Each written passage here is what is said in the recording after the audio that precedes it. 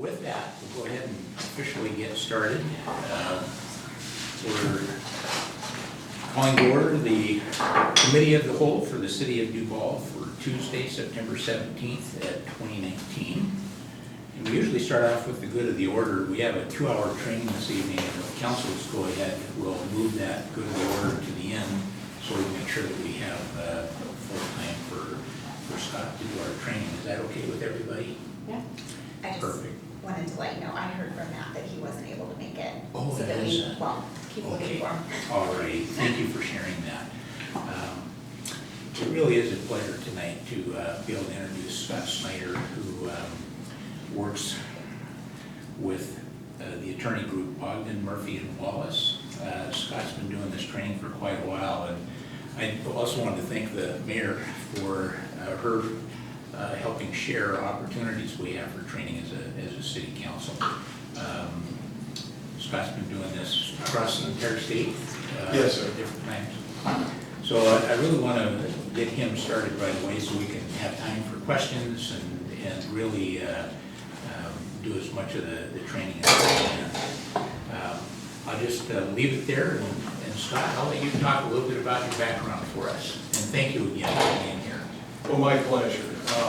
I've been doing city attorney work in 2 states. I've represented 72 cities and districts, including Duval 45 across the street here. And have generally been doing the work since the Carter administration. So in that time, had an opportunity to see what works and doesn't work. And frankly, have made a lot of money in the course of my career by dysfunctional cities. And we can tell stories at the appropriate time. I've had an opportunity, and hey, being a lawyer, so let's start with the disclaimer, you know. We're doing training, talking generally about how the law is structured, but getting good legal advice is really based on applying specific sets of facts to the law. So consult your city attorney. As we'll discuss during the course of the training, city councils have lots of sources of information, and one thing I'm going to encourage you, really 2 things. 1, use them, and 2, share. Don't use information to show people up, use it to make you and the city look better and avoid that sort of,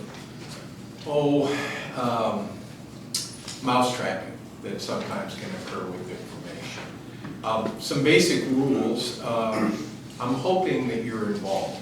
I really appreciate the opportunity. I had an opportunity to talk with the mayor, your council president, Councilmember Naplin, and they were very informative in terms of, you know, where some of your friction or communication problems have occurred.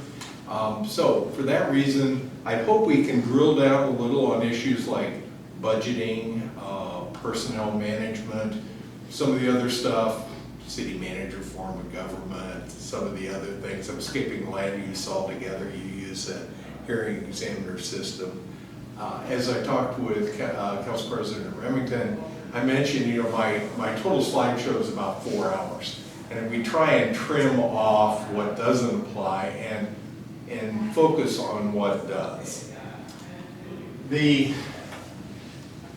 Let's start with the basics. Cities exercise powers, and it really depends on the class of city that you are. As the Council President mentioned, I've done this presentation for towns and second-class cities and some charter cities. They all have unique characteristics. You've got the most broad form of 35A, the optional code city. Good evening. Hi. I'm Scott Snyder. Hi, Scott. Sorry to interrupt you. No, Hello, Rachel Turpin. Nice to meet you. Thanks for Rachel. coming out. And the kind of powers that your city has to exercise and how they're structured vary from city to city. We're going to focus on communication, but one of the main themes for a council is just to acknowledge that under the Open Public Meetings Act, this is your workplace. You do everything of meaning in the context of a public meeting. Now that helps with transparency, it puts everything out there, but it means that all the normal sort of tools that people use in day-to-day, their day-to-day world, to work through problems aren't always available to you. Again, you need to work within the context of a meeting, and within that context, it creates challenges with limited opportunities. Your power and authority, again, because it's exercised in an open meeting, it's also exercised by a majority of you. Individual council members have the right to speak, and you cast your vote in accordance with your procedures. But outside of the meeting, it's always important to recognize that you're citizens, that your powers don't extend. You need to act, or you need to act. And when we get to the issue of how you acquire information, that becomes particularly important. Your most important, part of this is going to be obvious to you, but your most important function is adopting policy. And you gather information from staff, often have it presented to you. You hear from community groups, advisory committees, and a variety of sources. And your responsibility is obvious, is to take this information and distill it and develop policies. We'll talk about the structure of how city councils formulate that policy, but in doing so, you analyze those community needs and then you use a biennial budget, two-year budget, the budget, and your comprehensive plan elements. The last two things I think are very important. As you'll remember, I understand that you've worked with the Seattle city structure for years. Seattle, King County, and Snohomish County, and some in Pierce. Okay, and I've represented Good. 3 of the 4. Good, so we've had similar experiences. Yeah, but as you know, and council's developed, that there's that, you're first elected to the council, and I have often met with new council members, and they're eager, and they have all these things that they're going to accomplish, and then they realize that, geez, it's like an aircraft carrier. The boat is really difficult to turn. You find out that 60 or 70% of your budget is salaries and already committed. That the transportation improvement plan and the capital improvement plan elements contain street projects that go out for 6 years. And there's very little or not enough for most new council members discretionary choices to make. I mean, most people run for public office looking to make a difference, and you find out that what a difference can mean in the context of the city's budget and adopted policy is restricted. On the other hand, both the budget and comprehensive plan are developed with extensive public hearings required by statute. The growth management plan that controls the comprehensive plan elements includes as one of its basic requirements a public participation plan.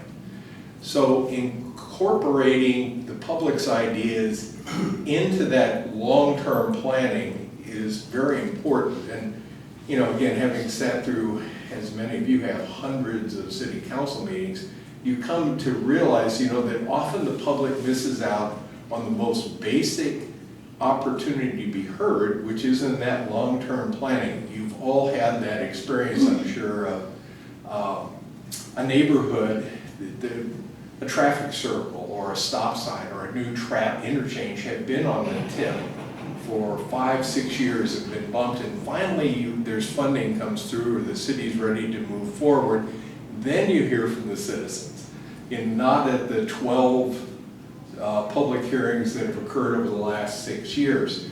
So in finding ways to involve the public in that planning function, and also as council to realize that that long-term planning is where your voice is most profitably heard, I think is an important message.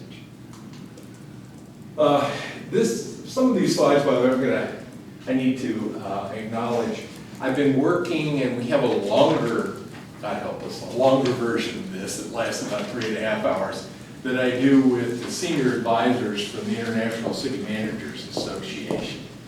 And they've developed this circular process, but it's helpful. I mean, problems come up, they get discussed, they're designed and implemented, you start to operate, stuff happens, and you begin that process again. You're all familiar with that sort of endless loop. It seems like some things are never done. While most of what you do happens in public, you have opportunities to use executive sessions. And as an observation, you're going to develop your own style. Use them carefully.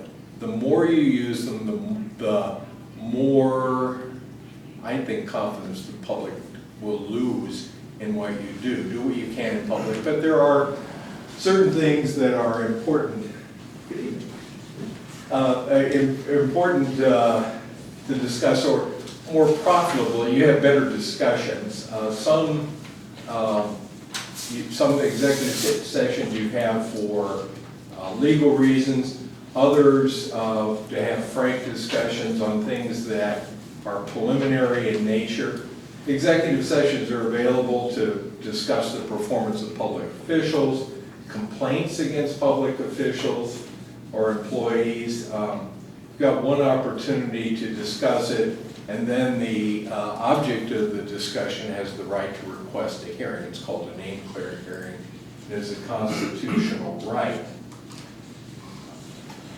I mentioned the inertia of the budget system, and pardon me as we go through, one downside of having given the presentation a lot is sometimes I get ahead of the slides. But that system as it goes forward, I've already talked my way through this, so I won't do it again. Another important council function is responding to citizen complaints. You've all had them. You're at the grocery store or in the checkout line, or sitting in church, and someone leans over and has something for you to consider. Keep in mind that you lack the authority to take direct action by yourself. And one of the problems, I haven't heard it of your group, but is frequently a problem cities encounter, are council members who take things on themselves, want to dig in with, call the police chief and ask you about that traffic stop that happened last week, and was that person profiled in some way? Council members have a number of options. You can refer it to an appropriate staff member. You can raise the issue at a council meeting at any time. And again, you can discuss specific complaints in executive session. And I'm, just because I like to involve you, tell me, well, as council members, if a citizen brought you a complaint, what ways has the mayor directed or opportunity she provided to get information from department heads? Mike? Well, there's probably a couple of ways. Normally, if we receive anything like email, it's nice to forward that to the mayor, and I usually like the city clerk to be able to get it as well, since they often handle that and decide, is this going out to all the council members? Sometimes those emails come to everybody, and the mayor will let us know that, or if she gets it, she'll send them out and then say, hey, we're going to address those, and then she'll do a follow-up on it. We do have the ability to talk to directors. We try not to involve staff all the time, just because it really gets complicated if we're trying to skip over something. But we have said that if you've got a question or issue you want to talk about, talk to the director directly, and then they can decide if there's a staff member that'll follow up, because they're the ones directing the work. That's a great introduction. She hit three big topics. One's what I think of as the major thing here is the no surprise rule. And it works both ways. The mayor and staff should keep the council apprised of things as soon as you know them. And you, similarly, you council members, if something happens or you're gonna raise something, by all means let staff know. You'll get better answers at the council meetings. The other thing you mentioned in your email, and I'm sure your city attorney has advised you, reply all. It is not a function you should ever use, you know, that potentially violates the Open Meetings Act. Third thing is, Mike, and you, that's a really good point, that when you work with department heads, going to the department heads, it's, there are cities whose mayors are less generous with the access to information. But when you get below department head director, just be aware that you're also, most cities, in my experience, are understaffed, as many people wear multiple hats. It's not like anybody's got extra time on their hands. And when you go below the director level, you may be interfering with work assignments and making it more difficult to get something else that you want that's already in the hopper. Executive sessions. Fortunately, in 44 years of doing this, I have not run into a matter of national security. Go figure. Real estate acquisition and lease, the negotiations on the performance of publicly bid contracts. And this is one that sometimes can be a problem. A lot of times, I'm thinking now about a situation I'm working with another city, and they've got a community building that's used by a variety of local public service agencies and community groups, and everybody's got an opinion about what should be done. And while there are negotiations underway, it's not a publicly bid contract. So all of that highly sensitive and often emotional discussion is going to have to occur in public. We've talked briefly about receiving complaints or charges against public officers or employees. We live in, unfortunately, an era of trolling. So it's a lot easier to make an accusation than it is to respond. So again, using that back channel process to alert staff to what's going on, and also to try and suss out truth from fiction in your executive session, it can be helpful. And I mentioned the name clearing hearing. Council members should always be aware that if you use an employee's name and have something negative say about them, you and the city could potentially be liable for what you say. Supreme Court established that principle in Owens versus Independence, local police chief. That idea is that an employee has a name clearing hearing. That was a situation where after years of conflict, the city works out a negotiated departure for the police chief. One council member goes out in public and, similar to Councilmember Sawant in Seattle, proceeds to slang the departed police chief, initiating a series of lawsuits and millions of dollars worth of recovery. And when you're outside the scope of your employment, or in your case, outside the scope of your office, understand that the indemnity and immunity that extends to you as a public official has limitations. Labor negotiation. Depending on the community, it can be, these can be an issue. Typically, the city, in order to negotiate in good faith, has to have negotiating authority from the city council. You approve all contracts, you approve the budget, you need to provide general direction. That typically doesn't extend down to the nitty-gritty of the contract that deals with day-to-day administration. You know, how long the breaks are going to be and what kind of notice you need for vacation. But salaries, overtime, anything that affects the budget should have direction from you. This is a really interesting PERC decision. One of my favorite PERC personnel, I think, divided the baby perfectly. The issue here is there is the Freedom Foundation and the Heritage Foundation are circulating a form resolution, and Benton County and Franklin County went for it, that says that all negotiating sessions are going to be in public. And the Teamsters Union started and tried, but they finally said, well, we're not going to meet. We can't get anything done in the kind of climate that it means we're having citizens, also a number of whom are have very definite opinions about public employment salaries. The hearing examiner at PERT, again, perfectly divided the baby. She found both sides had committed an unfair labor practice by refusing to negotiate, one in public and one in private. But what she did was, and what I thought was just brilliant, is said it's a mandatory subject to bargaining. You have to bargain whether they're going to be in public or private, but default is in private.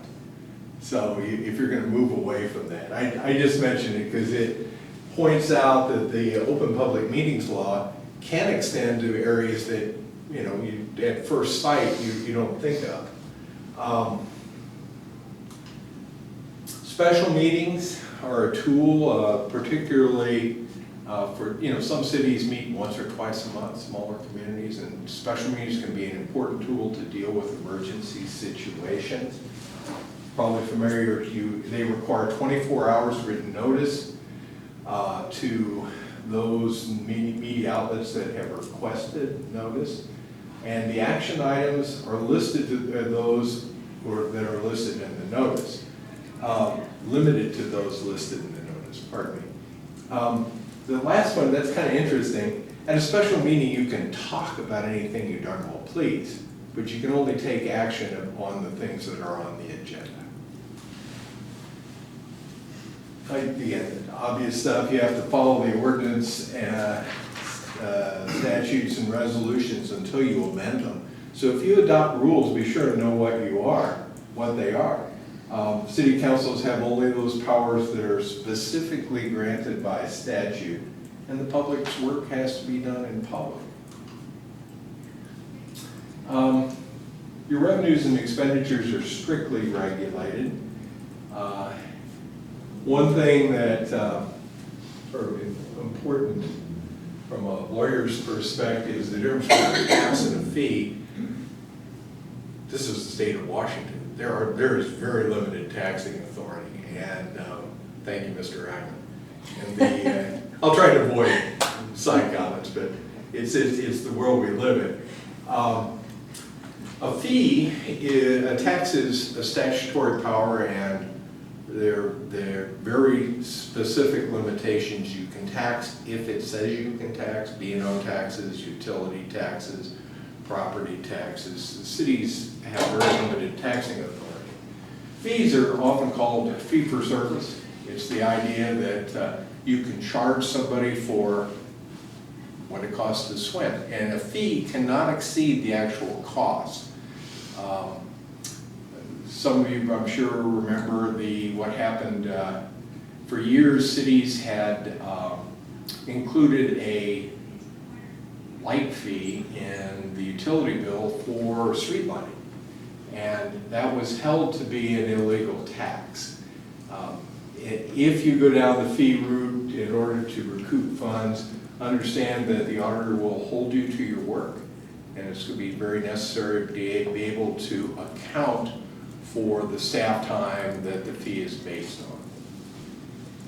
on. Expenditures have to conform to the budget. The mayor may move funds move funds around within a fund. And when I say funds, I mean monies within a fund. And the general fund is the most obvious, the one you deal with most often. Utility funds are the others. Do you have multiple utility funds in the city, or one general utility? Okay. And moving money from one fund to another is strictly limited. If you don't mind, I'd like to take a minute and talk about this last one, because it is, we'll talk about some of the statutory powers and how they're exercised, but this is an excellent example of an area where things work better if you don't have to get down into the weeds and legislate. This has to do primarily with communication. Horror story from a city I've been working with recently, and basically the city had a general fund that went into exquisite detail and provided for not just line items for employees within each department, but specific positions. In other words, they hadn't adopted, as most cities have, a salary ordinance or component that said, you know, here are what employees within this classification are paid. Instead, within each department, they listed the number of employees, and the specific problem was, and if this wasn't one where they didn't trust the mayor, it's just something that over time they've done. You know, every city has these things, and you ask, is there a statute for it? And the answer is no, it's just because of the way we do things. And the city had their line items were for a maintenance worker 1, entry-level position, and a maintenance worker 2. And the maintenance worker 2 retired, and the mayor wanted to hire another maintenance worker 1 and save a little money because they didn't really need to pay the worker 2, but found that it took 2 months to amend the budget, you know, following the notice and jumping through all the hoops. By the time they got done, they'd spent more money in overtime than they were going to save for the position. So that, to me, that is an area where it's incumbent upon the mayor to make sure that the city council gets good and timely financial information. And understanding that if distrust develops and city councils get into restricting the mayor's authority to move money around, you can do it, council, but understand you may end up spending a lot of your council meeting time doing and undoing the minutia of the budget. There are perfectly legitimate tools that cities use when communication breaks down. Contingency funds, holding monies for release for public projects. But again, this is an area where I think communication and resolving issues ahead of time are critical, that idea of sharing information. My understanding from conversations with council members and the mayor are that you've had particular challenges here due to staffing. Yes, absolutely. And Mayor, my understanding is that you've had an absence in the finance department, and in talking with the council member, you're also behind in the quarterly report. Yes, we, basically our entire finance department is turned over, and we have less than 6 months experience in our finance department. I can say that some of those, there was a retirement and someone took another job and another change was occurred. It was the, I say this correctly, it was best for the city overall. However, recruiting a new finance director is extraordinarily difficult in this environment, especially with the wages that we have in the city right now and where we're at. Now, I mean, councils have tools. You could contract for consultants and, you know.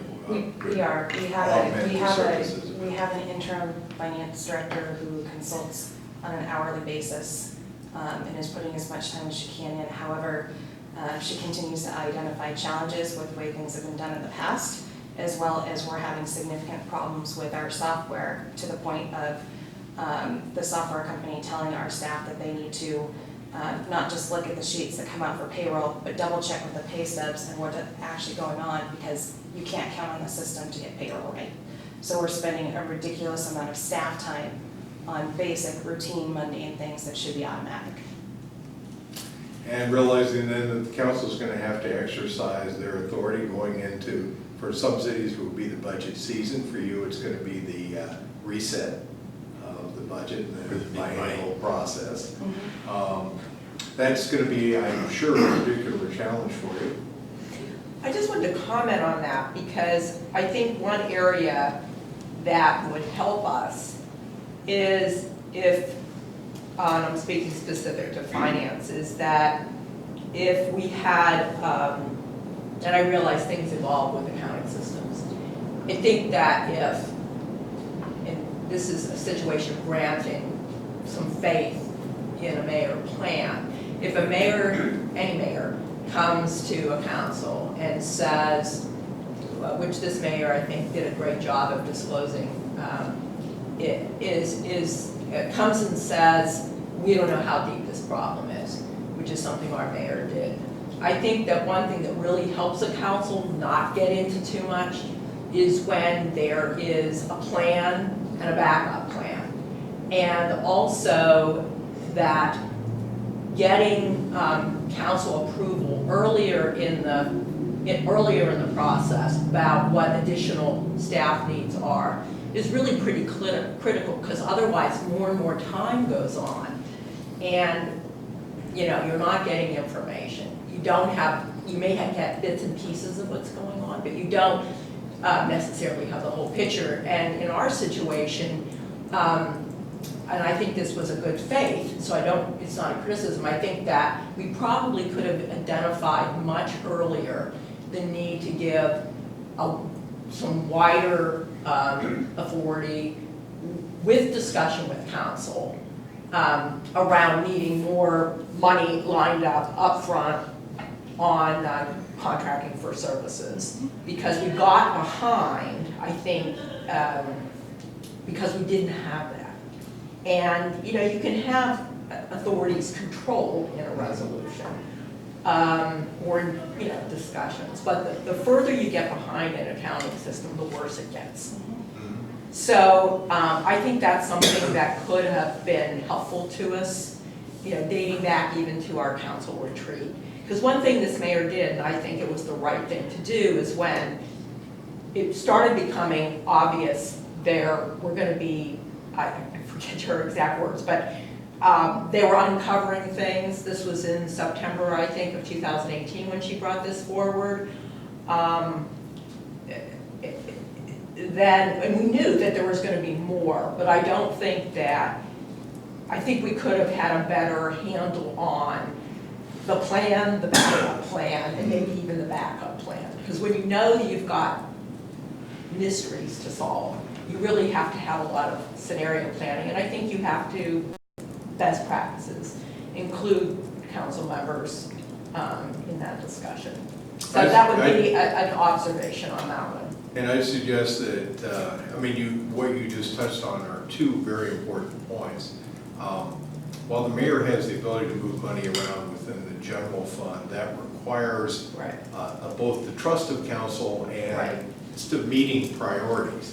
And the kind of situation that's been described both here and in conversations that I've had, you've in an evolving planning situation, moving money to address problems on a gradual basis also is going to impact those long-term planning pieces that we've talked about. The Transportation Improvement Plan, the CIP projects that may have been in the hopper or are available to you. Councils that have spent months often developing those plans often will be miffed is not a strong enough word, but you know what I'm saying, to find out that some of their pet projects aren't going to be met because of gradually evolving problems. So involving council to look not just at what money needs to be moved, but what other projects will be impacted, puts the council in a position of making holistic decisions as opposed to reacting. Right, and that's one of the reasons why with our transportation improvement plan, we have, as a council, are trying to move towards criteria that are agreed upon up front. So we don't have to revisit constantly the underlying policy that we've agreed to. So I think we're moving in the right direction. Change is just painful. Does your tip prioritize projects? It did not prior to recent discussions. I feel like we're moving in that direction. But as a citizen as well as a council member, what I saw was just these endless lists. And so when work isn't prioritized, what that means is council members are put in situations where it's difficult to do our responsibility around internal controls. Sure. You often, I found that councils feel it's sort of like the Wheel of Fortune, you know that the state is gonna be giving grants, but the wheel is spinning somewhere and you hope that it lands on one of the projects that is in your priority list and not on something that's, you know, currently set for 2024. Mike? Scott, you know, one of the things I've always tried to look at when issues come up is not trying to figure out, you know, who's to blame for it or pointing back and forth. It may be appropriate at some point to stop and say, how did that come about and how do we avoid it in the future? But overall, I always like to say, so we're here for our citizens. What is it we're trying to accomplish? What are the options we have? Pick the best option and then work together towards it. I think one of the challenges staff has is that it's easy when, you know, if there's disagreements between the executive and legislative groups to have staff feel like they're completely caught in between. You know, I mean, they're working under the mayor, obviously, and taking direction, but they also know council's making decisions, and so it's just a tough spot you can find yourself in. I think we've been fortunate on a lot of the things we've dealt with. Staff is extremely experienced and very good at, you know, figuring out what is the council wants to hear and trying to be timely on it, so we have all the information. And so I think on most things they work smoothly. I think you've identified the financial part. There's several pieces to that, a lot of it to do with staffing or lack of staffing and experience. And trying to right that ship does take time. And so we're all, you know, it's a tough one for council because of the budget issues. You know, we want to know where we're at, but if you're having trouble with both the staffing and then the programs they use, if they're not working correctly. So that is one that we're really dealing with. That's well said. The council's budgetary powers are a little like a hammer. It may not be the proper tool to fix a lot of shit.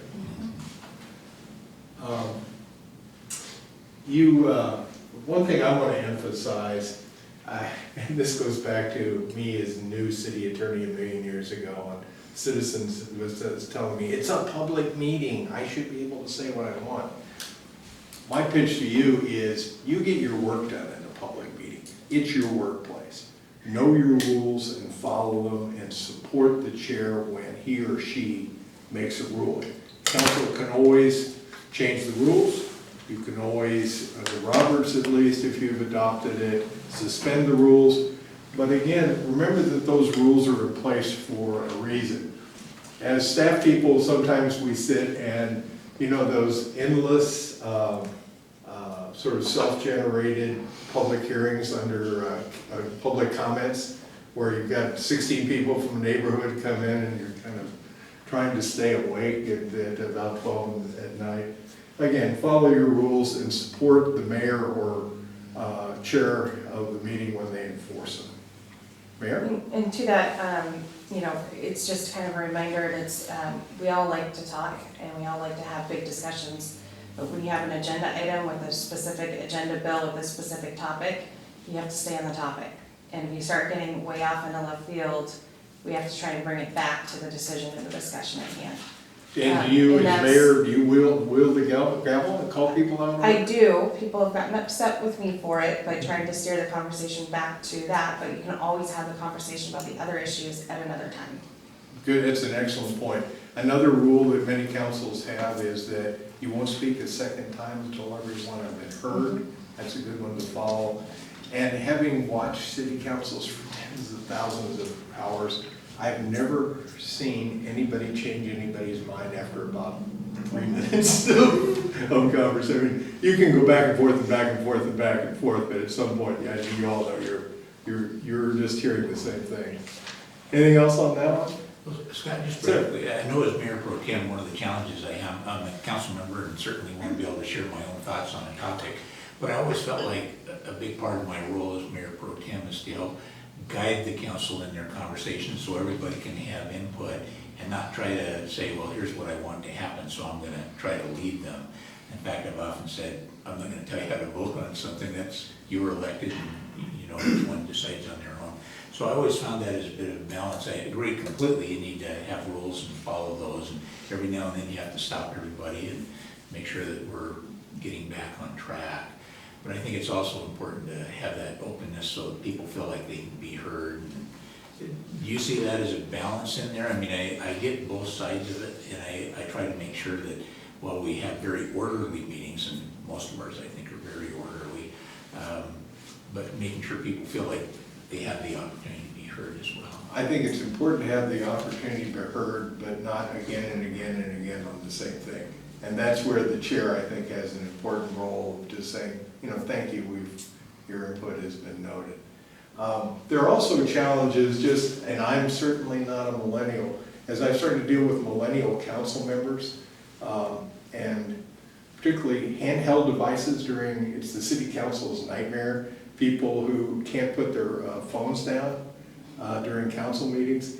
True story, I got a public records request situation about 3 weeks ago for 2 council members who were texting each other during a council meeting, and they had someone made a public records request. The council members were sexting. Oh. So anyway, yes, ma'am. So depending on who is leading the meeting, chairing the meeting, what if that person enters the debate and is vigorously participating while also managing the meeting? Everyone has, as an elected official, everyone has a right to vote. There's no limitations at law unless your So this would council be procedures. the mayor entering the debate. The mayor certainly can. And if you don't want that as council, change your rules. Right. So I think in this case, typically what happens is when it's an agenda item I brought forward, especially when it has to do with staff that are in the room, I'm the only one that can speak to the agenda bill in a fair manner oftentimes. So Okay. when it's those cases, I definitely enter the discussion and provide information because otherwise I can't put the staff members that it's concerning on the spot to do that in public. It would not be appropriate. Now, Mayor, do you go back and forth and actively enter the debate, or do you wait and provide comments as would be appropriate at sort of the staff time? Often councils will debate and then look to, at some point, and the chair will ask for staff input. Sometimes I have gotten a little engaged, and part of that often happens when there's misinformation flying around, and then misinformation starts going down a path that is not accurate, and so trying to make sure that I expect our staff to step in and correct information when there's misinformation being discussed and put the facts out. There have been a couple times I've definitely been very passionate about a couple of issues. There's very little I will fall on my sword for, and there's very few things that I bring forward as mayor, directly as mayor, that are not routine staff, routine city business. But I really work on it, and I'm not perfect, but I do what I can, especially when most items come forward. If I have an opinion, typically I'm the very last one to speak, unless it's an agenda item that I've brought forward, personally. My suggestion would be a right that you exercise carefully, understanding that the council can change the procedural rules if they think it's being abused. Now, it's an interesting dilemma, but what you describe also raises an important point of that misinformation, information sharing ahead of time. If council members think they've got a gotcha, let the mayor and staff know so they can at least have an opportunity to respond. And the other thing, it's sort of like that whole fake news world we live in, that if something truly is wrong, it wouldn't be best to find out ahead of time. No surprises. You know, I'm sure public works projects require a public bidding process. Small works foster prevailing wage are important components. Cities have a limited ability to use volunteers. That raises collective bargaining issues, public bargaining unit work, and there are also limitations on how much you can do through volunteer projects. Conflicts of interest, the code of ethics for municipal officers provides really very categorical, sort of higher level issues. It's rarely invoked, although I am involved with the lovely city of Wapato Oh, and Attorney General, and. That's is- your problem now, not No, I mean, I'm actually helping with the ethical problems for the city attorney, dealing with 15 lawsuits and now a suit against the mayor by the city council. But let's hope things don't get that far out of the line that you get they call them SEMO suits, let's hope not. What I'd suggest more important is maintaining that appearance, avoiding the appearance of impropriety. And that, as council members, if you've got a relationship, reveal it, put it in the record. You may not lose your vote, but having somebody bring it up under the public comment, aren't you a member of that church, or isn't that your neighbor? Reveal it.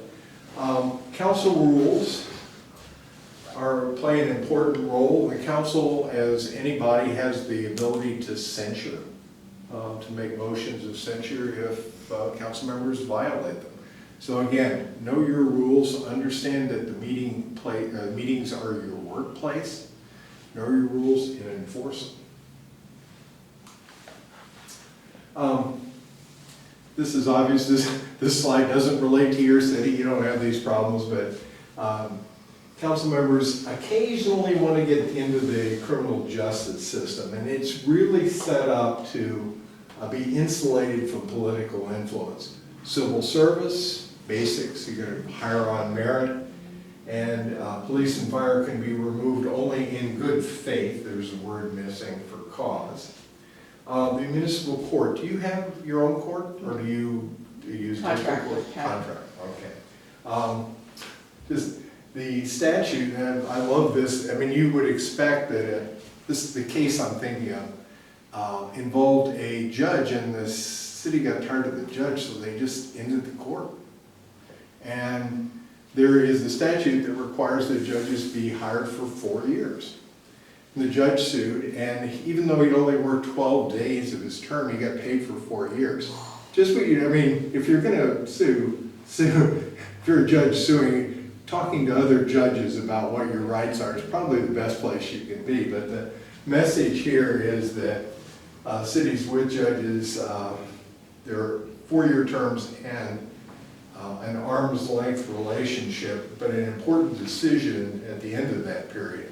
For you, an important decision when you consider continuing the relationship you have with the court.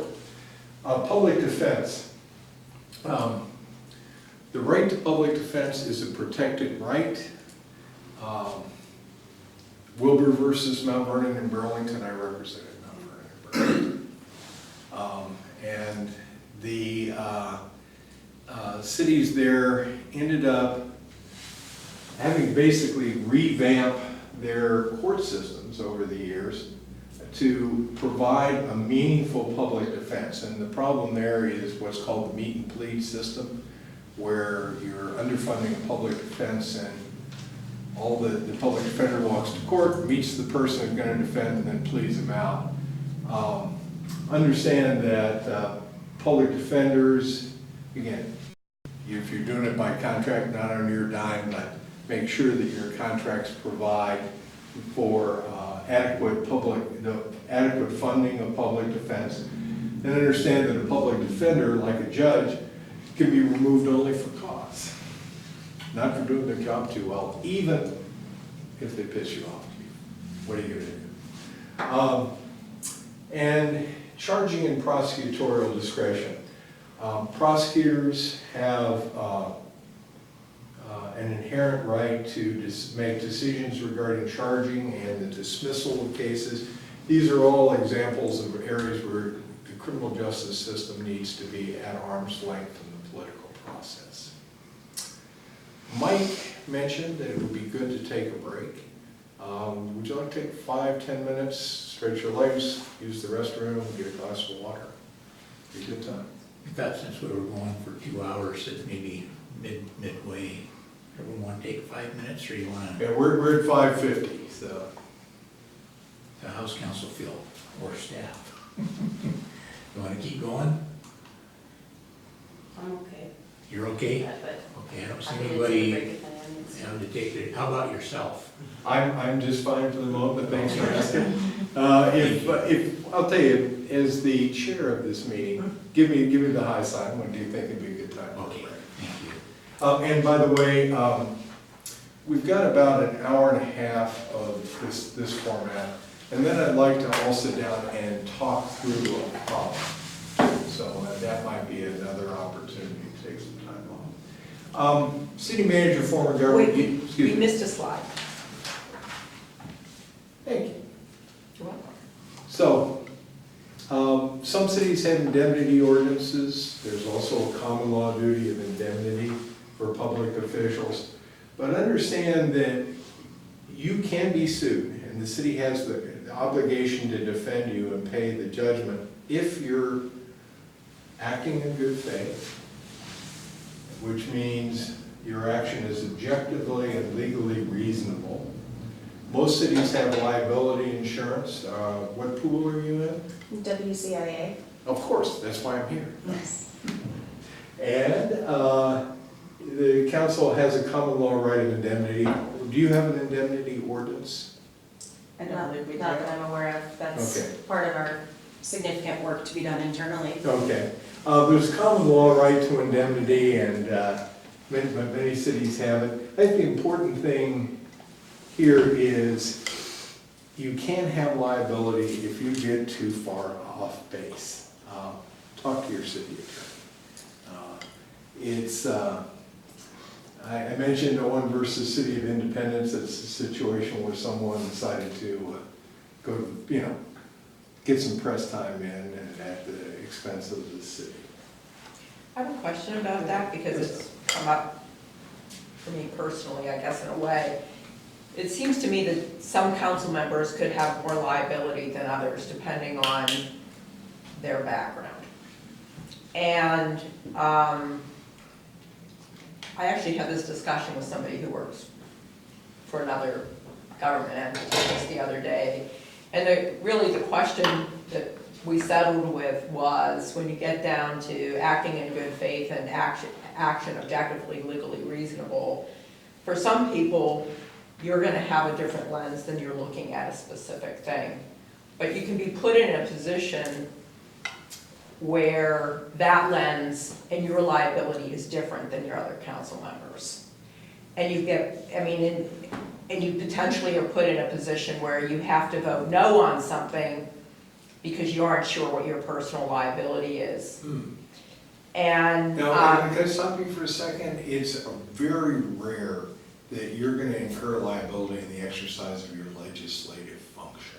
I almost never. It's typically when you act outside of the council chamber that your liability occurs. Can I stop you? Rachel, do you see that any differently? No, I don't. In fact, I'm curious what I don't really see a distinction between some council members being more at risk for liability. I guess council members who act outside of their scope are more at risk, but I don't think any particular, background or knowledge base makes one council member more. it's interesting because that's not what my attorney and my insurance company said. But, I'll tell you, that is an in this issue. open public meeting, we won't ask you what about your attorney and the advice, Right. but I'd be interested, maybe when we're done, or sometime give me a call, I'd be interested, because I'd be glad to try and work that in. It would be new, it's a new issue for me.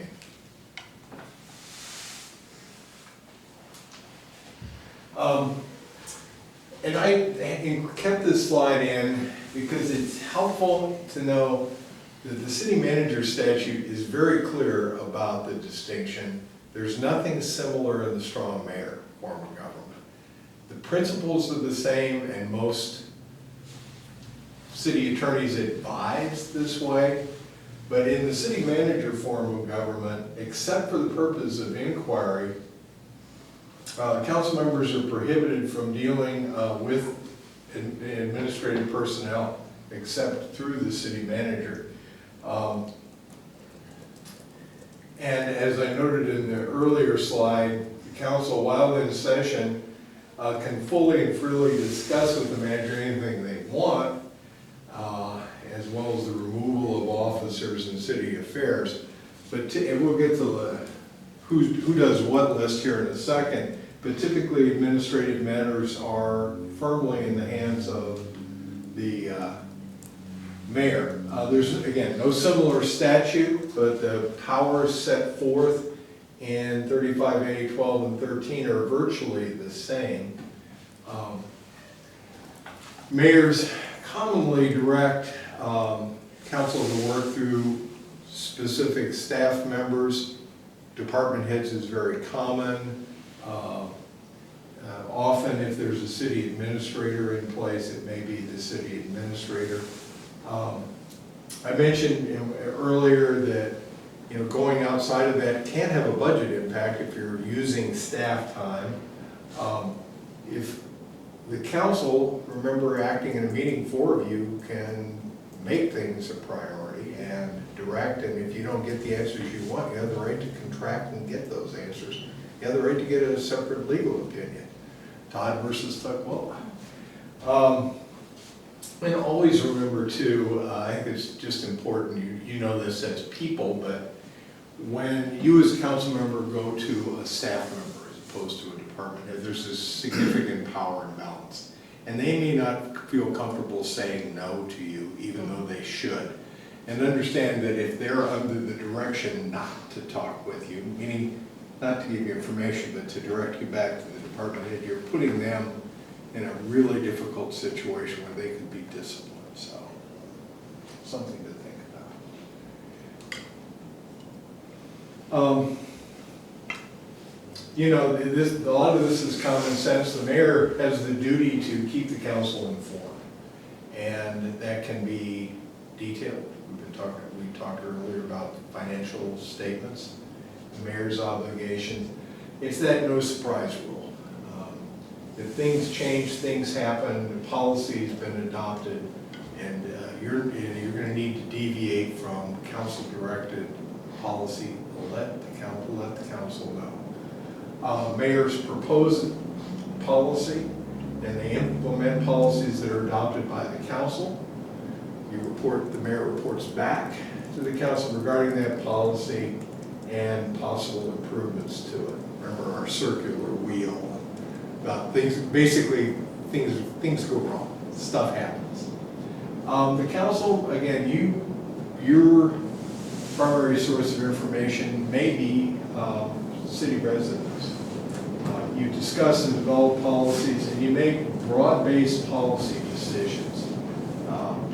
You have some specifics. You direct lawsuits and the settlements, approve contracts. So you do make specific decisions on occasion. Ordinances are general application. Lawyers refer to special laws, which are prohibited, which means we can't pass a law that dot can't cross the street at the light. You can't signal out citizens. Things the council makes broad-based policy decisions through tools like the budget, like the adoption of your criminal ordinances, and your comp plan policies. Labor and personnel, primarily this is one that's on the mayor's plate. She hires and fires subject to the civil service system. It has to be within the budget, and the salaries paid have to be in accordance with some cities call it the annual budget ordinance. It's part of the budget document. Many cities break it out into a separate ordinance because there are different rules about amending that portion of the budget than there are from the general budget itself. Collective bargaining agreements control often the process that the mayor has to follow. Progressive discipline is an example. Union grievance procedures are another. Council confirmation can be required for offices. As Rachel knows, this is an odd statute, and it's kind of honored in the breach. And it says when the city council hasn't adopted job descriptions, you may require confirmation. Most councils that have confirmation are also have job descriptions. I've never had that come up as a, no, you can't do that, but just understand that it was originally a tool for making one-off decisions. The job descriptions are often adopted by the mayor. Understand that changes may require collective bargaining. So there's that often is I've talked frequently during the course of our 2 hours about inertia, and that's a union collective bargaining agreements add another level of inertia to the exercise of the mayor's powers. Again, the city council meeting at public meetings, and often by ordinance, you create a civil service system. We're talking about labor and personnel powers now. You direct negotiation. We talked about setting parameters, and you approve those agreements. You should also approve individual employment contracts. Anything, I mean, my view's been, I appreciate Rachel's thoughts, but usually anything that, any contract that can't be resolved in the course of the current budget year. In other words, you have a settlement agreement, you got an employee who's leaving. If there's money in the budget where there's some, typically that's something the mayor could handle. But if any benefit that would last past that, and any indemnity agreement are going to need to come through the city council for approval. You can establish departments, positions, job descriptions, and the salaries through this annual salary ordinance. Be thoughtful. The more detail there is, the harder it is for cities to be nimble. Mayor mentioned hiring a finance director. One thing that I found very interesting in the last 2 or 3 years, and this has to do with police departments, for many years in police departments you have to pay a comparable salary. So the negotiation process is primarily concerned, due to binding arbitration, with figuring out what comparable salaries are. What I've found in the current police market is that cities are starting to abandon that approach because they're losing officers. WASPIC, the Sheriff and Police Chiefs Association, estimated about 8 years ago that it cost $150,000 to replace a police officer. Recruitment, overtime while they're gone, sending them through the academy, there are a variety of costs. So what I'm seeing more and more of is cities abandoning looking at comparable cities and looking at the labor market itself. Reason I mention that as an example is tying the hands of administration with overly burdensome detail can prevent them from being nimble and getting hiring. Something that used to come up often in today's world, trying to attract a lateral officer so you can avoid that downtime. Being able to place a police officer on the accrual schedule to recognize he's got 15 years of experience, we're going to bring him in as a 15-year officer in terms of longevity, giving authority to your department heads to have that flexibility in hiring. It's just an important part of today's job market. Flip side is every community has the right to say that's all we can pay. And some communities are, that's you as council members make that decision to understand that we may have to accept turnover because that's who we are. We may be the training room. Mayor? So I just wanted to give some background too on establishing departments, positions, and job descriptions. And I was part of the city council that pushed to develop the city administrator position. And the city council essentially developed that job description and roles and responsibilities. It didn't work out very well. And I think part of that is because there wasn't the connection with senior administration at the time about what was actually needed and what was actually feasible for achieving the position. So while we as a council were very well intended, between that and the administration at the time not really wanting the position, we unintentionally set it up to fail. And so I think that's important to remember as well, and that comes from my personal experience as well, as that person was, you know, that first person in, and so I had the experience of being on the council side and the management side, and that when thinking about these things, it's even at the administrative level, it's very difficult to, when you're there day to day, to identify what the needs are for those job descriptions as well. So it's just food for thought from personal experience on what can be challenging about doing that alone as a council.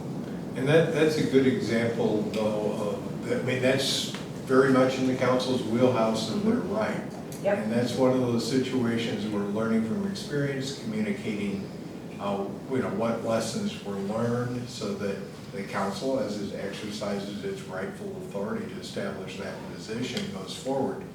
The other thing that's always touchy about city administrators and the position is the city administrator exercises the mayor's authority, and it's a direct delegation, so it's very much a personal relationship and a trust relationship for mayors. Any council members have thoughts about city administrator position? Anything you want to get in? Okay. Yeah, there is no statute that defines what a city administrator is. It's a delegation of authority from the mayor. A city administrator can do what the mayor can do and what the mayor allows the city administrator to do. And how much they get paid for doing it and what their qualifications are in the council's wheelhouse. So again, two-way communication. The budget, again, a big tool, and this is one where the authority is firmly in the council's side of the ledger. And I'm going to start there. While the mayor creates a preliminary budget, the statute, this is what the statute says, and let's be clear, cities do it many different ways. Some of them speed up the process. Some cities, the department head have a less of a role, and others more. But the way the statute's set up is the mayor presents a preliminary budget based on staff estimates that come in October, and the city council has to present a budget message to the city on or before November 1. This is partially applicable to you because of your biennial budget process. You've got, I'll need to develop another slide for the off year, which is where you are. The mayor administers the budget, and that interfund transfer is an important tool.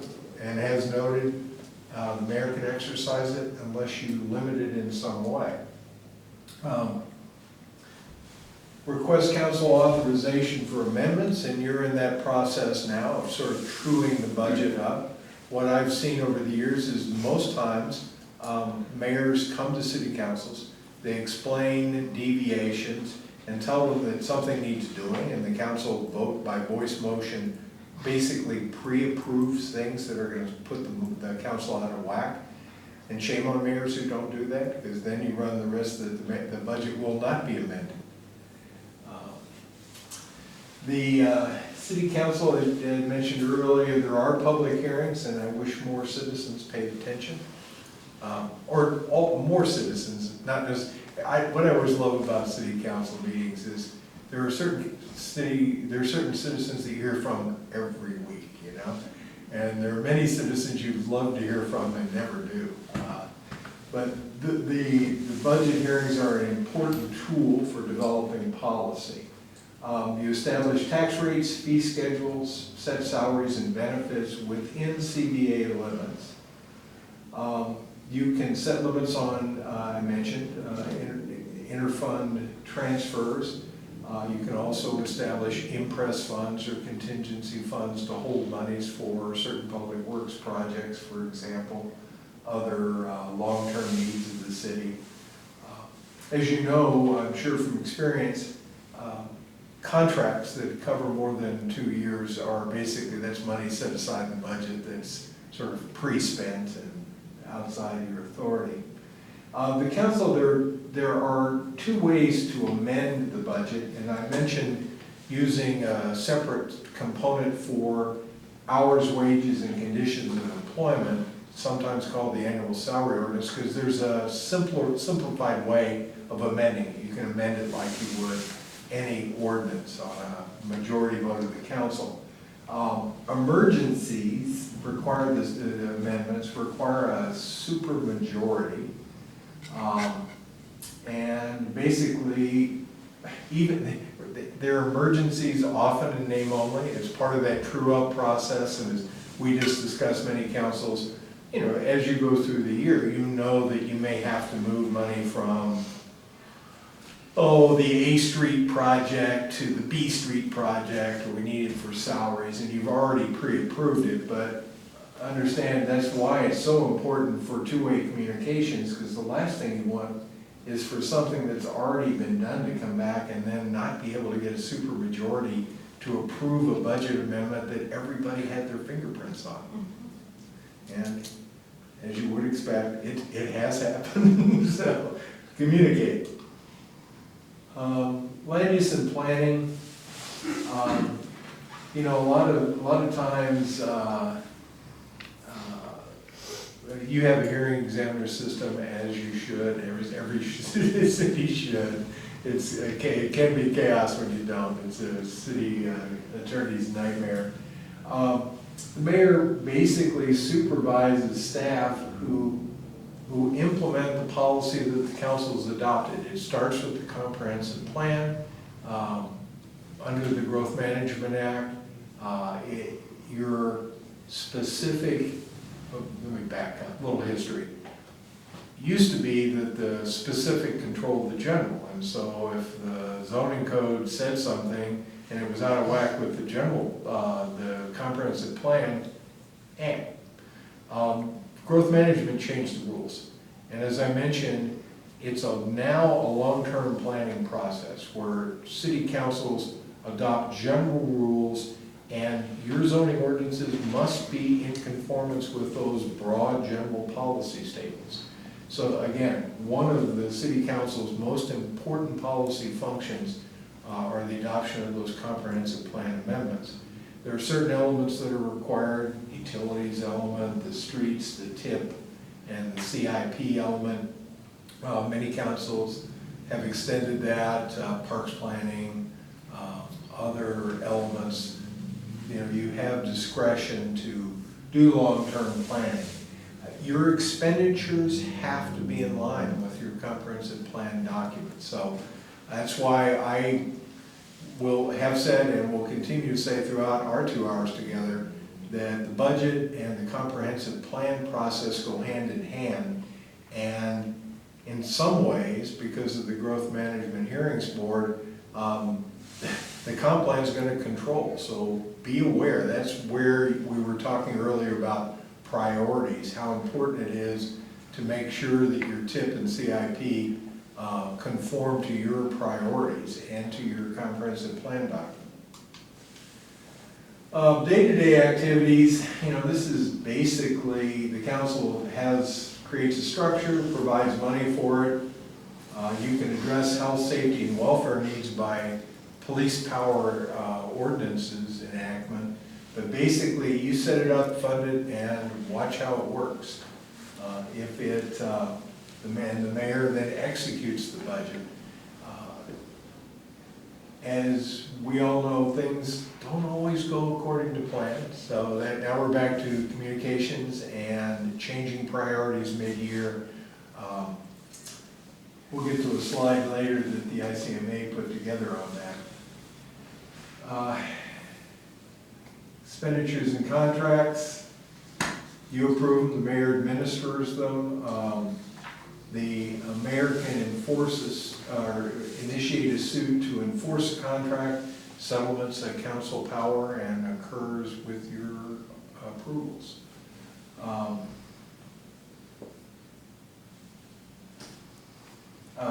Many cities have adopted expenditure limits, realizing that almost everything from buying pencils to, having maintenance contracts on your HVAC system. It's contract, it's yearly contract, and most councils have authorized certain limits for the mayor and staff to operate under so that you don't spend your whole agenda approving, Bob's takeout for the planning commission meeting. Scott, Sir? a question on contracts. Yes, sir. In general, we have contracts presented to us, and we have time to review the contracts and to approve or deny those. But we do have times when negotiations can be pretty fluid, and we only meet every 2 weeks. So there are times, and just recently we were asked to approve up to $25,000 for a contract. It was pretty clear what the parameters were and so on. But there is a bit of an uncomfortable feeling that we'll get when we're approving going out for a contract that we actually haven't seen. Any advice in that sphere? Is it normal for councils to say, look, here's a contract that we're going after, and we'll put a $25,000 limit on that contract, as long as it's negotiated within that, we're comfortable. But we may not actually see it before it gets signed. Now, that's really rare, and I think it's only been a couple times since I've been here we've been asked to consider that. Your thoughts on that? Well, I'd suggest that nothing should be on the council agenda for approval if the council hasn't seen and had sufficient time, typically whenever your packet goes out. Because last minute things are, councils can and should be picky about it, because that tends to be where mistakes are made. So in my experience, city's administration and city councils avoid sort of the last minute drop on the desk. Now, within that, let's distinguish two parts of the contract. As attorneys, Rachel and I know that 94% of contracts are going to be the same. The city uses form public works contracts, and most of the contract data, and particularly those that have been out to public bid, the form of the contract's already set. What the council, though, needs to know, I'd suggest, well, three things. How much is it likely to be? What's it for? And is there money in the budget to cover it? And if whether through a finance committee or through the packet you've been informed, it's not uncommon for, if there's good trust, for there be a placeholder in your agenda packet and basic information provided, understanding that the contract itself may not come to you. Every council is within its authority to say no, or to make a motion to table to another meeting and get more information. A large part of that is about trust and developing that long-term trust relationship. Rachel? I agree. It was something that you rarely do. Once in a while, when I've had to do it for various reasons, often it comes up in the acquisition of real estate, it seems, for some reason. But we will, or maybe sometimes in settlement agreements, we will have council pass some sort of motion authorizing the mayor to enter into a contract and then outlining the basic parameters. And then there'll also be something about with approval by the city attorney, or in conjunction with, the approval of the city attorney, or something like that line. And so that, I think, that generally gives councils a little bit more trust, I guess. That's a good point. Properly.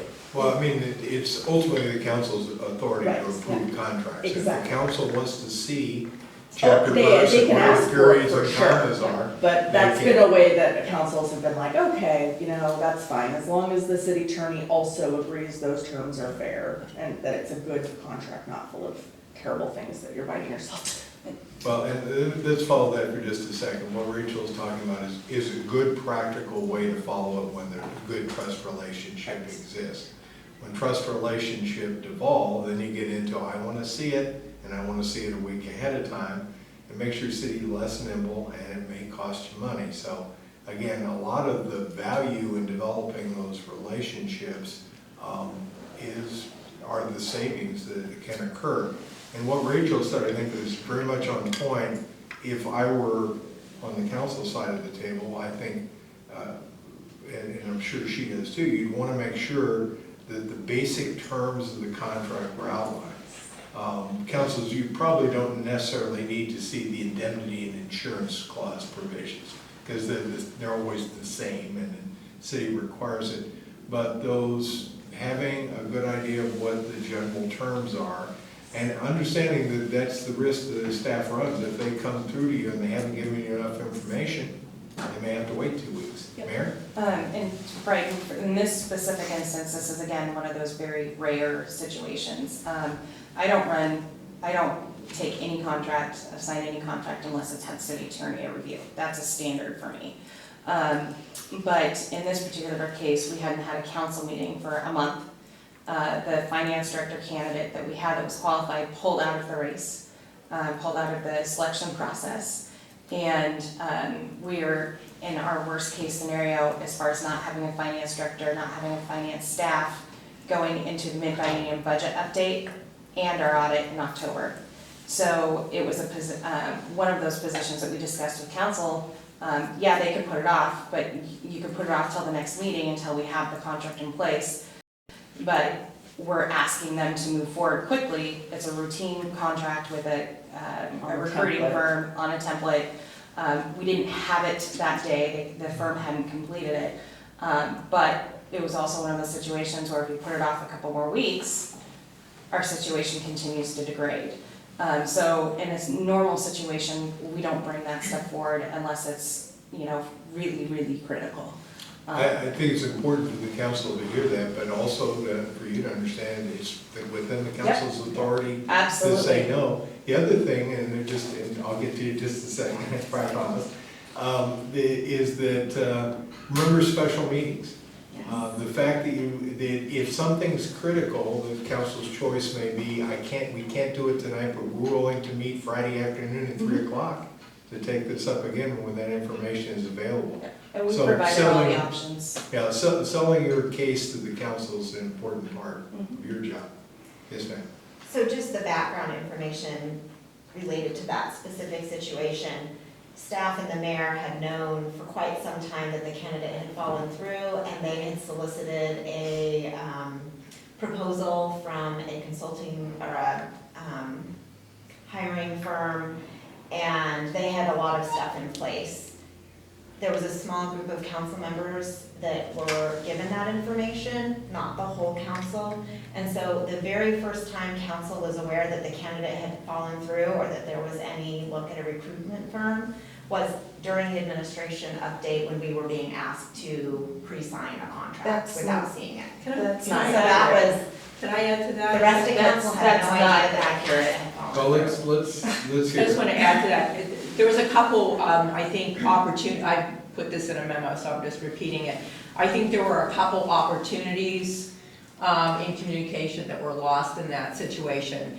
When this small group of council members, which is the finance committee, looked at it, we had an opportunity to hear and understand some emergent issues. And I think my rule of thumb is if you're in an emergency situation, you want to document at least 3 reasons why you need to move quickly with the contract. One is addressing sole source.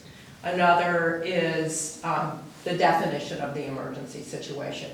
And I don't want to go into the details of this one, but having criteria set so that we all know how you document an emergency, which is a policy, can be helpful. The place where unfortunately it broke down was twofold. One, which is what Councilmember Naplin referred to, and in that situation, there had been a scope of work that we had been shown, and unfortunately, copies of that even weren't available at the city council meeting. I mean, I happened to have a copy of it, but it wasn't available. And then the other thing is the documentation of the emergency situation, which had been captured in some minutes. Not even that had been available for council members to be aware of. So there were a series of things that were not, I don't think, intended necessarily. They just happened that way. And since there are very strong feelings, which I concur with, that council members really need to be having access to information, all of that's just not in place, and it added to the problem. Mind if I hear from this guy? I'd like to just add that, because I'm the third person on the finance committee, and we're going through these growing pains where we've just recently started having standing committees again. So we really don't have the policies in place yet for our standing committees. I'm hoping that's the next thing we do, because I think that and we've started putting on the one chart minutes from the finance committee meetings so that everyone has access to it. If we had, if we had more of these things in place, I think that the council would have seen the information at a time. And So my- we're working on it. My understanding was in talking with Councilmember Naplin that you're using this as a lesson learned and starting to improve that communication line. Yeah, but in the outset though, from the beginning, when we started recruiting for the finance director internally, it was made very clear in public discussion with council, if we're not successful recruiting internally, we will need to go out to use a consultant. Additionally, it was August, it was, September when the candidate withdrew, and our meeting, or end of August, most of our staff was not in the office to even do the work necessary. And so that's another component. We are so understaffed right now. When these emergent issues come out, we don't have the literal staff time and ability to pull stuff together when it's emergent last minute. Councilmember? I think that, to kind of sum up things I'm hearing and how I felt, because I'm not on that finance committee. I definitely have trust in you three, that you saw information, you felt comfortable in the future. I mean, just a quick email knowing that when you guys did or shortly after would have just been nice, kind of talking about the appearance of openness and transparency. It's not anyone doubting that it's not okay, it's just that we should have access to what you guys did, so. And I think that that's a really helpful discussion, perhaps of a lesson learned, in terms of, you had a bad thing, so that idea of getting early information, and making sure that, one of the slides come up here in a minute is, one of my suggestions for mayors when you're dealing with council members is don't play favorites, make sure everybody gets all the information all the time. And you've just pointed out, and you've discovered, kind of a flaw in your new system that you're in the process of correcting. And good for you. And thank you all for getting involved. That's good to hear from everyone. The mayor has a very limited legislative role. We had a question earlier about, getting down into the argumental weeds, and speaking for the staff may be an exception, understanding the council can establish when that voice is heard. Mayor has a tie-breaking vote in very limited situations, and it can involve the passage of an ordinance, the grant or revocation of a franchise or license, or paying money. So it's a very limited power. Mayor has a veto power, which can be exercised judiciously, overridden by majority plus one of the council. I mentioned we actually just had a nice discussion of a problem. Would you like to take a break now, Mike, or would you want to cruise on in and take your break before the bigger meeting starts? I think just taking a quick 5-minute stand up and move around, and if we could be back at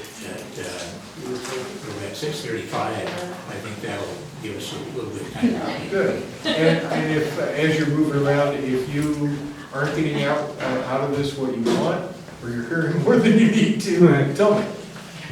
Thank you. That's not an issue. But even though Jody, her position to do so. Mike? Sitting down and. All the work you have to do. Yeah. Ready to go, Mike? I think we're ready to go. It might be nice to just take a moment and ask council. So Scott had asked an important question, are we getting what we want out of this? I brought up, I think, one specific example that we talked about, because I think it was a challenge for us. But are there anything that, because we have this great time with Scott, are there specific questions or topics we want to go over specifically with him that you haven't seen? So when it comes to reports that council should get, in the past, we used to get quarterly reports. So I guess my question would be, what is typical? I know some cities do monthly reports. You know, what should we, are we asking for too much? Do we need to just, what? Well, are you asking specifically about the finance reports? Yes, Or- yes. We- Finance, yeah. And that's what, historically, we've been given quarterly reports, as I understand it. And for monthly council. sales tax. And monthly reports, so sales we tax know what's reports. coming in. In,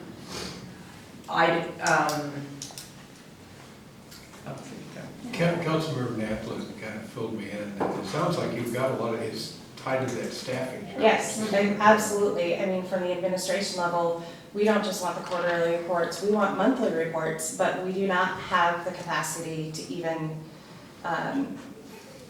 do some of the basics right now. I mean, that is the cold, hard reality. And we want to get away from that because it makes it hard for administration as well.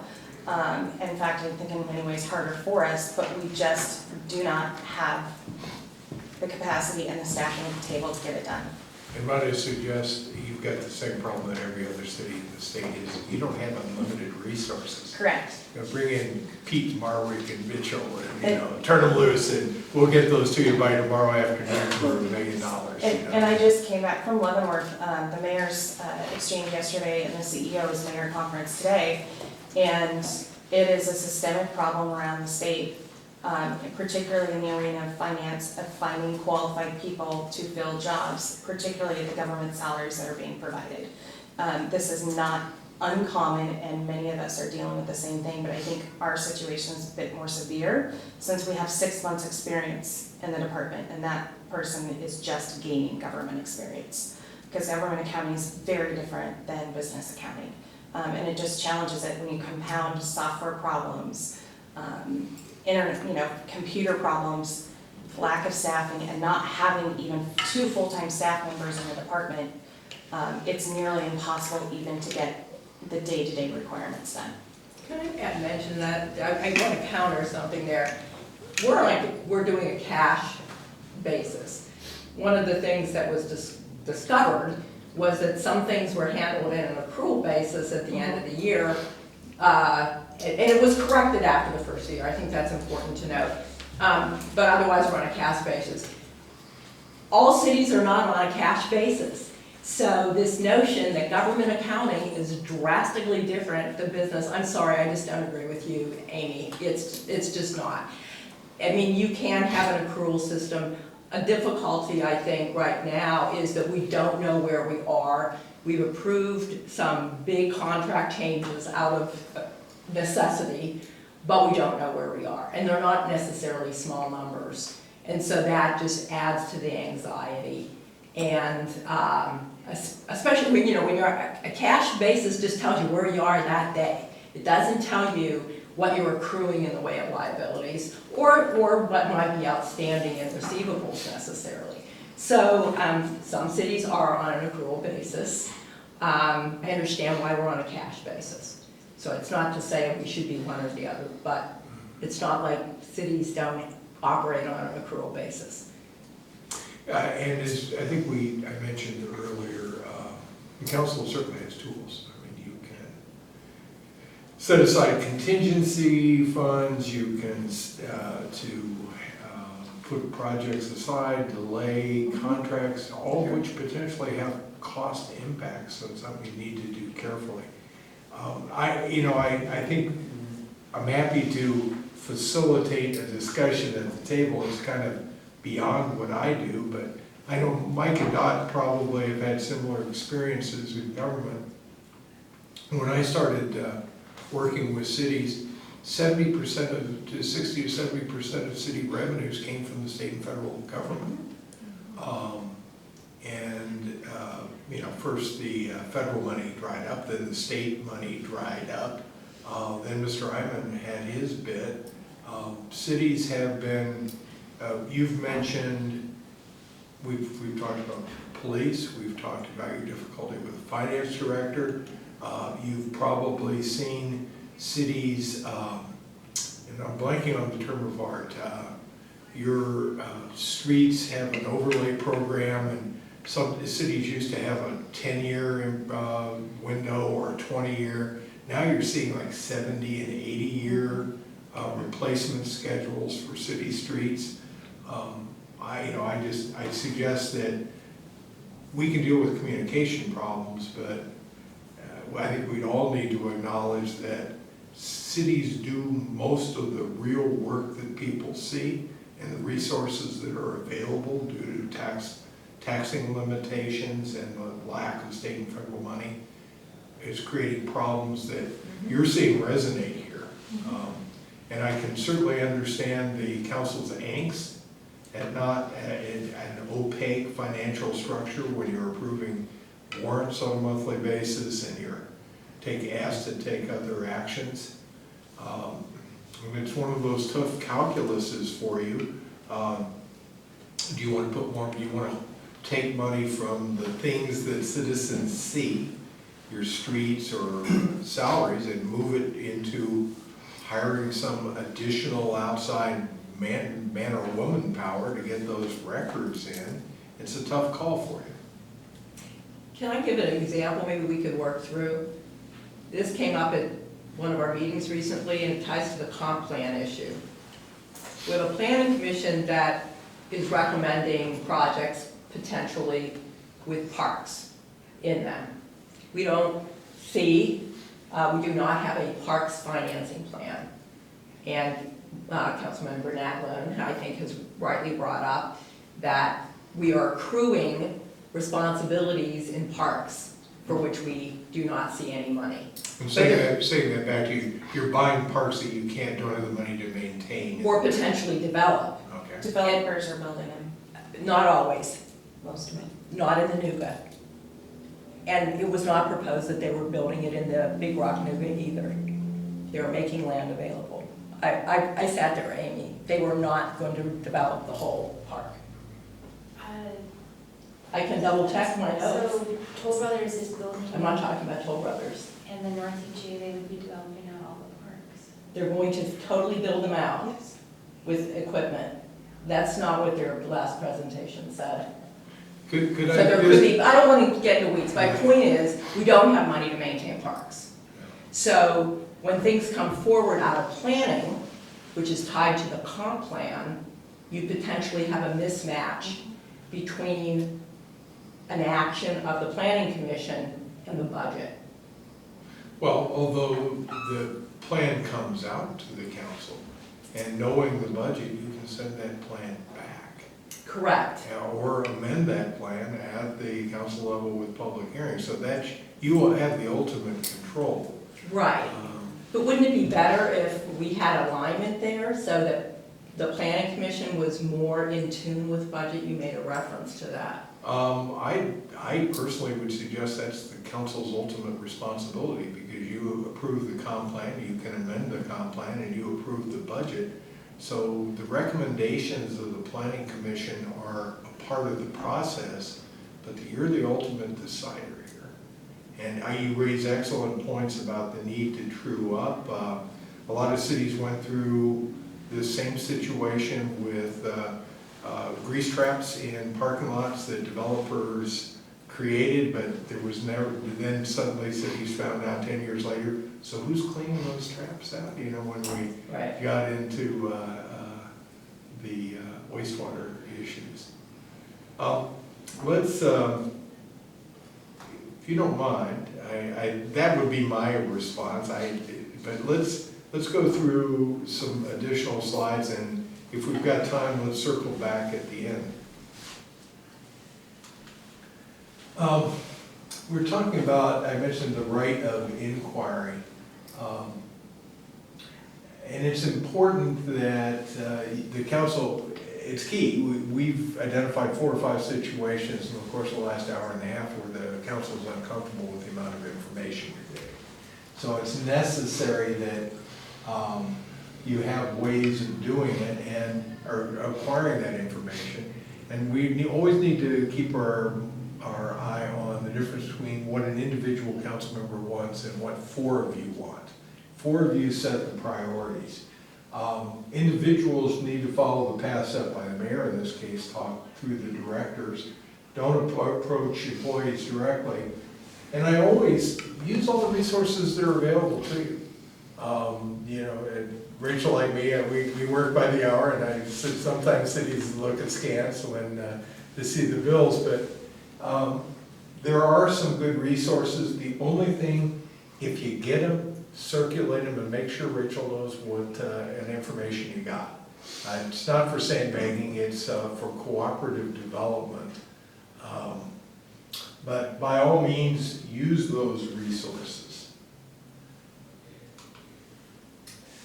This is one of the ICMA slides that I like. You know, what are things that build trust and effectiveness? And as we go down the list, I think you'll see that we've touched on a lot of them in the conversation that we've been having. Provide thorough, clear, and thoughtful recommendations. And for staff members, that means provide the pros and cons, not an advocacy position wherever you can.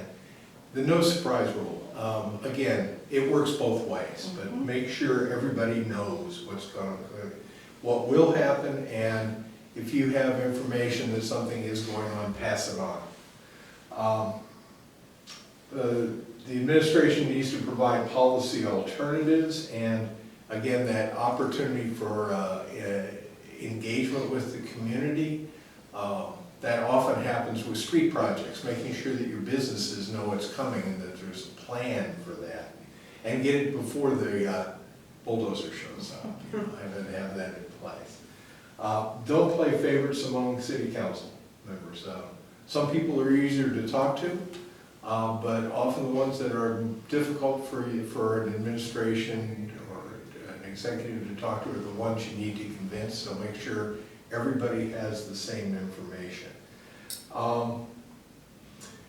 When city council sends, you want the city council to refer citizens to staff and mayor to resolve problems. Make sure that that you're being responsive at a staff level, and make sure the council knows that you responded. Keep the city council informed with timely information. This one, I just am a big believer in make each other look good. Improve the citizens' belief in the system. It's like, you know, kids when your parents are fighting, you know, your citizens are going to be worried. Doesn't mean you have to agree, but be polite and share information. And provide, the City Managers Association is suggesting, provide training, just like this one. The City Council can support the mayor, give clear direction. Go forth and do good things is kind of hard to do. Tell them what you want in clear motions voted on by 4 people. And I suggest that under council comments, if Bob says, you know, you need to do something down on 4th Street, maybe, you know, if 4 council members, Bob makes a motion, 4 council members vote on it, then yes, get it done. Provide direction, you know, annual legislative agendas, retreats are good tools. At times, public officials, because I support them, we get caught up in the minutia. But think big picture and try and put some time ahead every year to look ahead.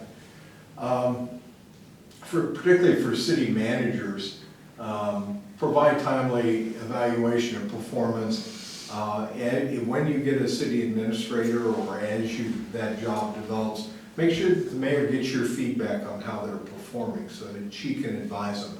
I personally, you know, having notice and opportunity to correct is a basic of personnel administration. It's also good advice for council as they're dealing with staff. Contribute information about constituents' needs, pass it on. Respect the mayor's area of responsibility, and the mayor should respect yours. That day-to-day administration is on her plate, the budget's on yours, and the interaction between the two is where most of the friction and also the work gets done. When citizens make complaints, don't jump to conclusions, you know, it's check it out, pass it on, ask for a report back. That's one where letting the mayor know about the advice, think of the structure we talked about before. Pass on to the mayor what the constituent told you, get information back. If you're not satisfied, remember that you can request an executive session and discuss that complaint in its resolution. But again, that's something, no surprise with. Get it on the agenda, work through the mayor and your chair to make sure that's coming back. And if the mayor, God forbid, has been slow in getting to something and you know that that agenda's coming up, it may stir action. You know, well, this is again, I see may reserve criticism of the mayor and staff.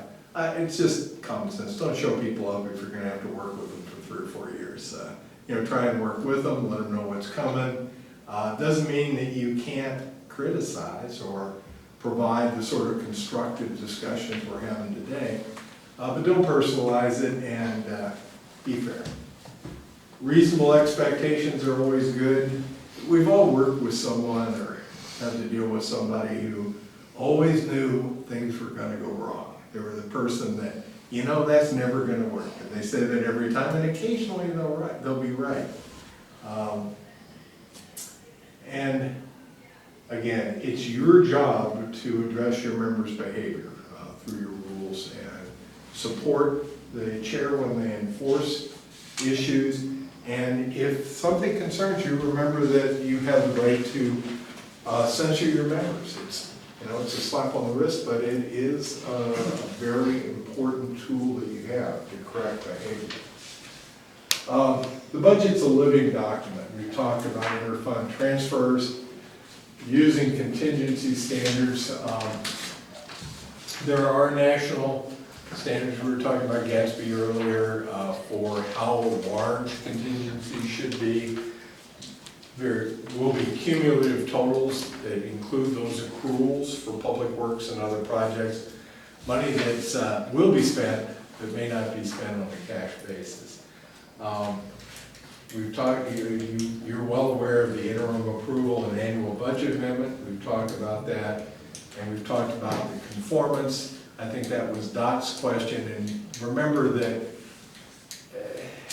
the planning board is a place for people to be creative. The council's more like the parent, you know. You're the decider, and don't be afraid to do it. You can legislate the administrative process. Remember your tools. Personnel manuals, this is one of my quirks. Often cities bring personnel manuals to the city council for approval.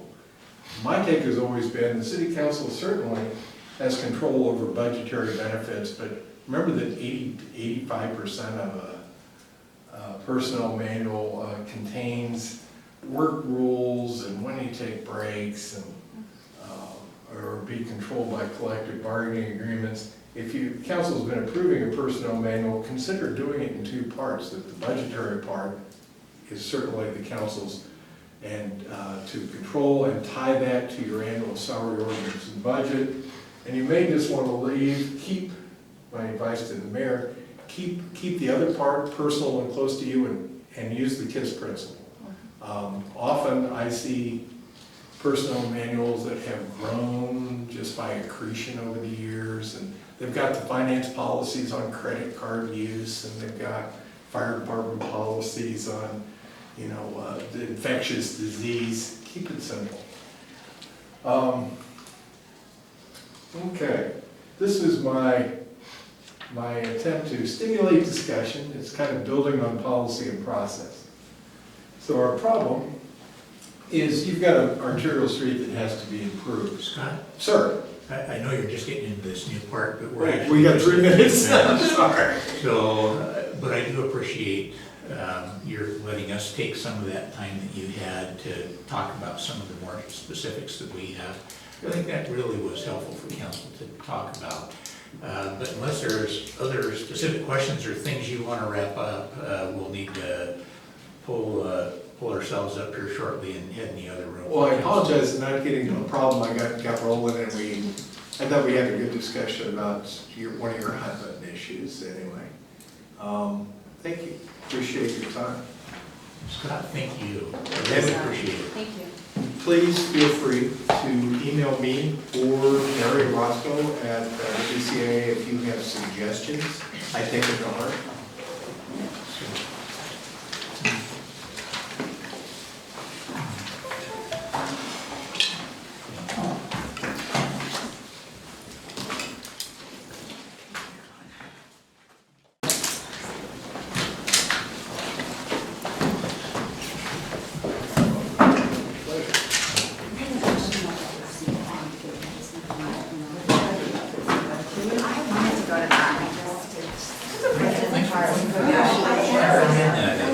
I guess you deal with this as well, so What fits you, yeah. But I think it's really helpful for all of us to